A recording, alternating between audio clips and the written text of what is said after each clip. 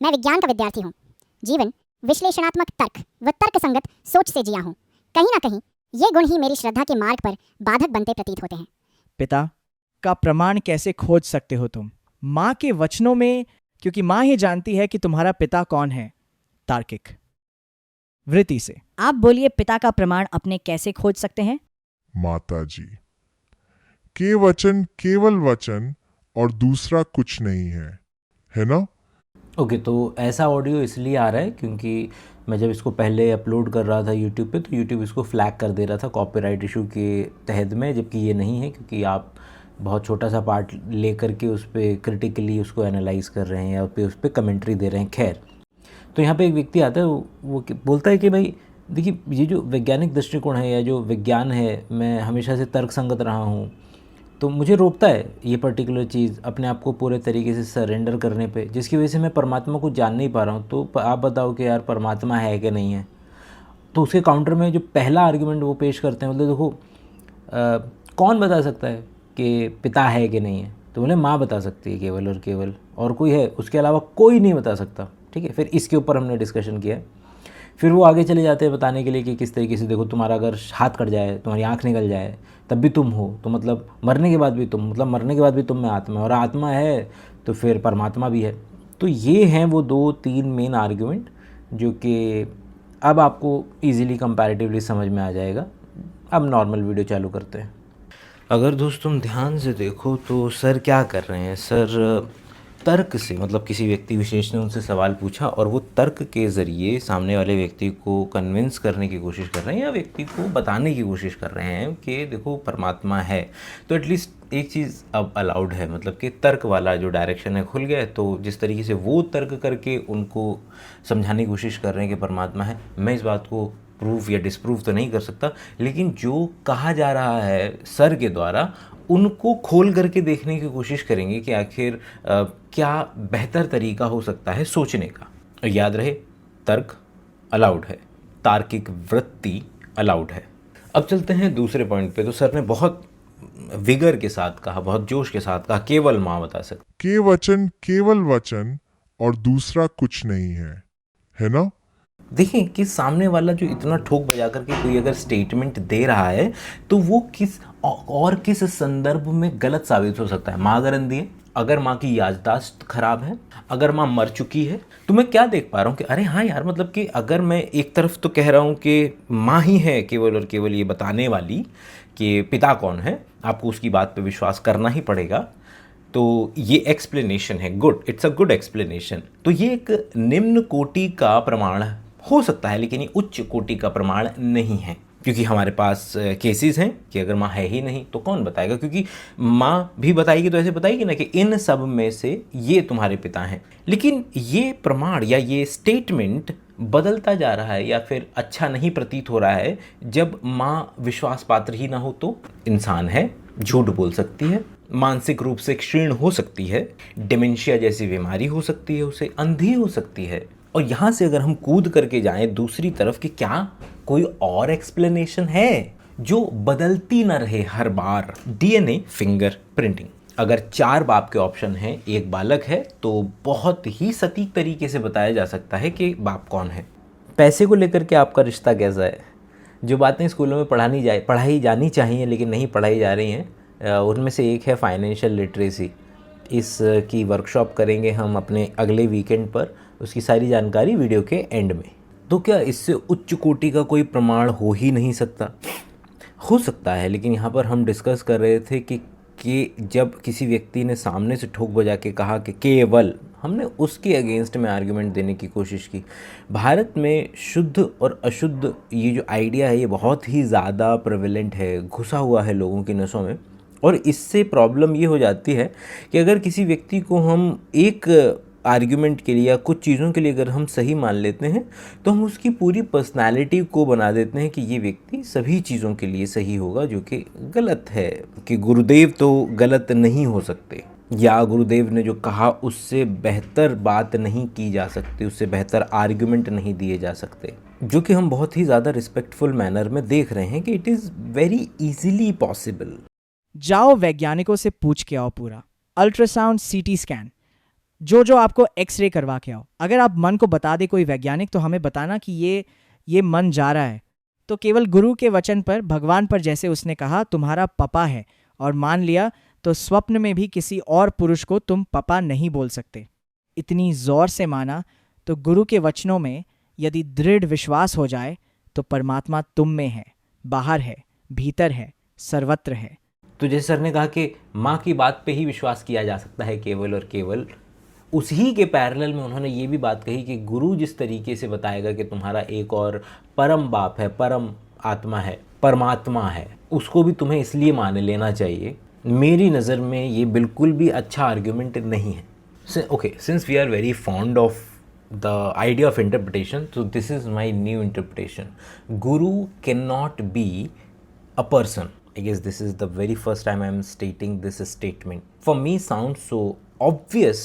अगर गुरु की प्रॉपर्टी होती तो बुद्ध सबको बुद्ध बना गए होते, लेकिन जिन लोगों को भी उन्होंने समझाना चाहा कि ये स्टेटमेंट्स, ये आइडियाज़ हैं जो तुम्हें गुरु, जो तुम्हें अंधकार से रोशनी की तरफ लेकर के जाएंगे, लोगों ने उन स्टेटमेंट्स को नहीं देखा और बुद्ध को गुरु बना दिया, व्यक्ति को गुरु बना दिया और उसके ज़रिए बौद्ध धर्म बन गया। और ये बात इस लिहाज से भी लॉजिकल है कि अगर गुरु की ज़रूरत पड़ती है तो पहला व्यक्ति को कुछ मिल ही नहीं सकता कभी, क्योंकि फिर इस लिहाज से तो बुद्ध को भी गुरु की ज़रूरत पड़ेगी, ओशो को भी गुरु की ज़रूरत पड़ेगी, कृष्णमूर्ति, सबको अपने अपने गुरु की ज़रूरत पड़ेगी। तो गुरु हो कि न हो, वो आइडियाज़ आपको सच में अंधकार से रोशनी की तरफ लेकर के जा रहे हैं, तो व्यक्ति विशेष गुरु नहीं हो सकता। गुरु ज़रूरी होगा, लेकिन वो गुरु व्यक्ति नहीं है। जो अपने सोचने विचारने की जर्नी में बिल्कुल शुरुआती स्थिति में है, शायद उनको किसी ऐसे व्यक्ति से हेल्प मिले, लाभ मिले, लेकिन जर्नी ख़त्म करने के लिए गुरु को भी त्यागना पड़ेगा, क्योंकि गुरु बताए कि न बताए, समझने वाले आप हैं। At the end of the day you have to learn it. Everything can be learned but nothing can be taught. दूर से देखने में लग सकता है कि गुरु ने बताया है, लेकिन वो शिष्य ने सीखा है। जिस तरीके से इंसान की आदत है कि वो उस बातों की इज्जत नहीं करता है, वो उस किताब की इज्जत करने लगता है। किताब गिर जाती है तो ऐसे ऐसे करता है, लेकिन उसी किताब के पन्ने फाड़ के फर्रे बना करके एग्ज़ाम में पास होने की कोशिश करता है। ये बिल्कुल वैसा सही है कि आपने किताब को गुरु मान लिया है, जो कि ज़्यादातर लोग कर रहे हैं अपने अपने धर्मों में। वो किताब को गुरु मान ले रहे हैं, उसके अंदर में जो लिखा है, जो समझा जा सकता है, उसको नहीं, उसको उस तक तो पहुँच ही नहीं रहे लोग। जाओ वैज्ञानिकों से पूछ के आओ पूरा, अल्ट्रासाउंड, सीटी स्कैन, जो आपको एक्सरे करवा के आओ। अगर आप मन को बता दे कोई वैज्ञानिक तो हमें बताना कि ये मन जा रहा है। देखो, ऐसा लग सकता है कि मैं सर की तरफ से आर्गुमेंट दे रहा हूँ, वो क्योंकि वो कह रहे हैं कि भाई कोई भी एक्सरे सीटी स्कैन के ज़रिए दिखाओ कि जैसे ये मन है और ये मन कहीं जा रहा है, मतलब कि वो उसका भौतिक प्रमाण मांग रहे हैं। और किसी भी चीज़ का फिजिकल, भौतिक प्रमाण मांगने के लिए हम सबसे निचले स्तर पर शुरुआत करते हैं, अपनी इंद्रियों के ज़रिए छू करके, आंख देख करके, ऐसे करके हम पता करने की कोशिश करते हैं। फिर इससे एक कदम ऊपर उठ जाएं तो हमारे पास हमने वो उपकरण बनाए जिसके ज़रिए, चाहे वो एक कैमरा हो, चाहे वो एक्सरे मशीन हो, जो कि एक्सरे क्या कर रही है कि जो चीज़ हम अपनी इंद्रियों से नहीं देख सकते हैं उसको रिसीव करती है, उसको डिटेक्ट करती है, उसको पता करती है। लेकिन इसके भी ऊपर हम अगर एक कदम जाएँ और मैं कहूँ कि ये 6 पत्ते हैं और मेरे पास 6 पेन हैं, तो ये जो 6 है ये भौतिक जगत में कहाँ एग्जिस्ट करता है? और तुम्हारे पास भी अगर 6 कोई ऑब्जेक्ट हैं और तुम बोलोगे कि हाँ मेरे पास ये 6 हैं, तो ये जो 6 है ये भौतिक जगत में तो एग्जिस्ट नहीं करता है। ये एक एब्स्ट्रैक्ट आइडिया है, कहाँ एग्जिस्ट करता है वो नहीं बोल सकते, लेकिन एटलीस्ट वो भौतिक जगत में तो एग्जिस्ट नहीं करता है। तो आप चिल्ला करके बोल सकते देखा देखा देखा, ऐसे ही भगवान होते हैं। यहीं रुकना है और कहना है कि मालूम नहीं। आपको कैसे पता चला? अगर आप न होते मेरे जीवन में तो मुझे कैसे पता चल सकता था? ये हैं वो सवाल जो आपको अंडरस्टैंडिंग के, जानकारी के एक कदम आगे लेकर के जाएंगी। और यहाँ पर ये वो दुनिया बन सकती है जहाँ पर हम किसी को सही या गलत प्रूफ करने का जो केवल खेल चल रहा है उससे ऊपर उठ सके। वरना ये वीडियोस चलते ही इसलिए हैं क्योंकि आपने इसके ऊपर ख़ास तस्वीर देखी किसी व्यक्ति विशेष की, और ज़्यादातर लोग इस धारणा से आते हैं चलो चलो चलो चलो लड़ाई देखेंगे, मज़ा आएगा मज़ा आएगा। तो जिस तरीके से ये अगर सफ़ेद कप है और हम जानते हैं कि सफ़ेद रंग तो एग्जिस्ट ही नहीं करता है। सफ़ेद रंग एक इमर्जेंट फिनोमिना है, पैदा होता है एक नया आइडिया। मेरी आंखों में तो केवल ब्लू, ग्रीन और रेड 3 ही रंग को समझने की क्षमता है, और जब ये तीनों आंखों के अंदर मिलने वाली कोन तीनों बराबर स्टिमुलेट होती हैं तो मेरा दिमाग एक नया रंग पैदा करता है और उसको मैं बोलता हूँ वाइट। लेकिन क्या मैं ये बोल सकता हूँ कि देखा, जैसे मैंने प्रूव किया ना कि ये वाइट है, वैसे ही एक और रंग एग्जिस्ट करता है, पाटियाँ कुछ होता नहीं है। लेकिन यहाँ तक तो आप गए, अच्छी बात, लेकिन यहाँ से जो आपने छलांग लगाई है पाटियाँ तक, वो गलत हो जाएगी, क्योंकि कल को कोई व्यक्ति बोलेगा अबे पाटियाँ नहीं होता है, टाटियाँ होता है। तो पहली बात तो ये कि मैं यहाँ से वहाँ छलांग नहीं लगा सकता। तो अगर मैंने किसी तरीके से मन को मन है, एग्जिस्ट करता है और फिजिकल वर्ल्ड में एग्जिस्ट नहीं करता है, ये बात बता भी थी, प्रूव भी कर दिया, लेकिन यहाँ से छलांग नहीं लगाई जा सकती परमात्मा तक कि वो है, क्योंकि यही छलांग तो दुनिया के सारे धर्म लगा रहे हैं और सब यही चिल्लाते हैं कि ये जो है, ये नया रंग, ये मेरा वाला नया रंग है। मैंने कहा था ना, ये रंग है, होता है। जो अंदर है उसको किसने देखा है? ये गलत है। ढांचा मैं नहीं हूँ, ये तो स्पष्ट जान लीजिए। मैं नहीं हूँ। एक आंख फोड़ दी जाए तो भी मैं हूँ, दोनों फोड़ दी जाए तो भी मैं हूँ, गला काट दिया जाए ना तो भी मैं हूँ। यह शरीर में हलचल खत्म हो जाएगी, पर मैं हूँ। मैं अविनाशी हूँ। इसमें आर्गुमेंट को करीब करीब ठीक से देख लेते हैं कि भाई तुम्हारी आँख नहीं है तभी तुम हो, तुम्हारे हाथ नहीं है तभी तुम हो, मतलब तुम मर जाते हो तब भी तुम हो, मतलब कि आत्मा है, मतलब कि आत्मा है तो फिर परमात्मा है।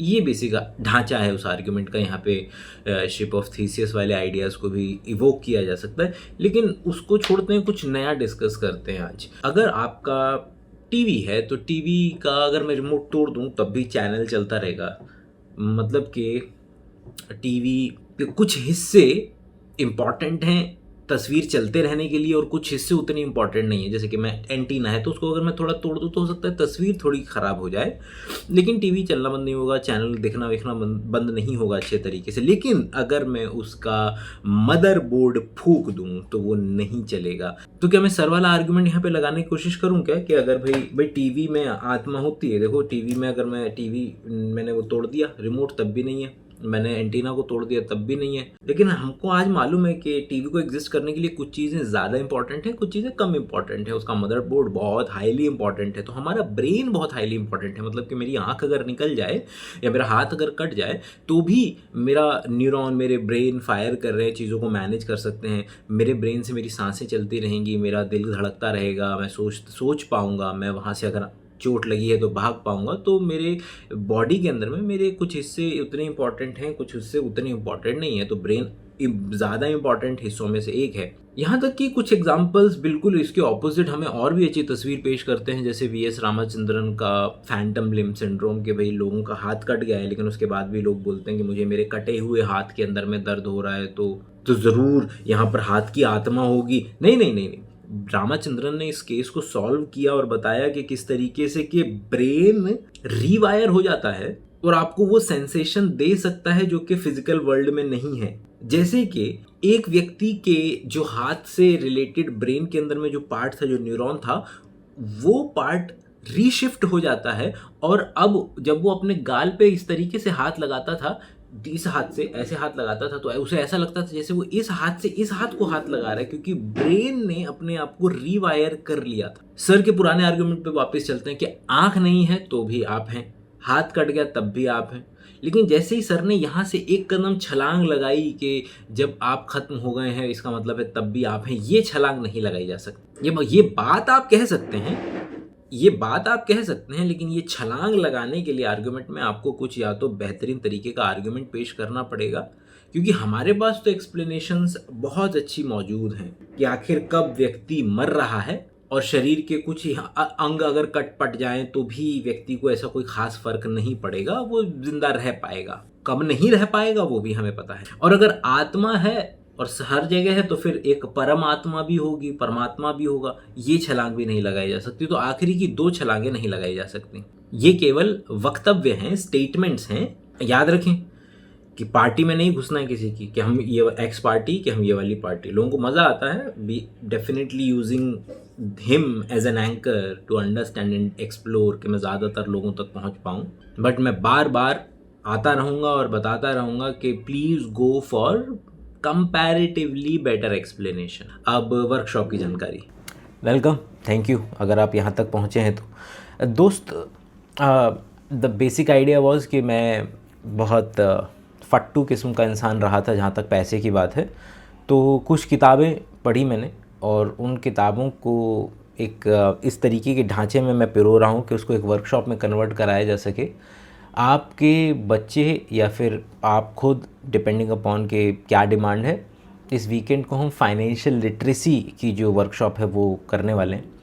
इसके अंदर मैं वो पर्टिकुलर प्रिंसिपल्स जिसका इस्तेमाल मैं करता हूँ अपने आसपास पैसे को लेकर के, क्योंकि इतना बड़ा कंडीशन का पार्ट है पैसा, तो मैं इससे कैसे उभर पाया, at least I am in the journey, तो उसको एक वर्कशॉप की फॉर्म में लगा करके मैं आपके सामने पेश करूँगा। और हर बार की तरह हमारी जो कोई भी सॉफ्ट स्किल की जो वर्कशॉप होगी, I am no expert in financial literacy, लेकिन जो किताबें हैं उनको मैं बताऊँगा, लर्निंग्स को, और मैं किस तरीके से मैनेज करता हूँ अपने पैसों को। और भी एक पर्सनल डिस्क्लोजर वर्कशॉप की तरीके से आप समझ सकते हैं। हर बार की तरह 500 रुपये रखेंगे।